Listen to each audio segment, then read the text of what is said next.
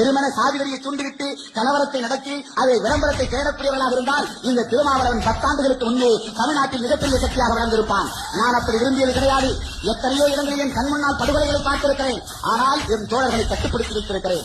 நான் வேலை செய்த மதுரை மாவட்டம் 10 ஆண்டு காலத்தினுடைய உழைப்பினுடைய ரத்தனுடைய வேர்வை சிந்திய மண்ணில் 7 பேருக்கு படுகொலை செய்யப்பட்டார்கள்.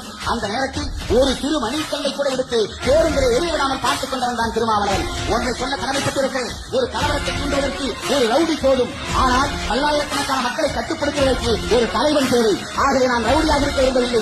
இந்த கலவரத்தை எல்லாம் ஒருபோது நான் விரும்பியது கிடையாது. வன்முறை எனக்கு நாட்டம் இருந்தது கிடையாது. நான் அடிக்கடி சொல்வதுண்டு, ஒரு எருமை கூட என்னால் எதிர்ப்பதற்கு மனம் வராது.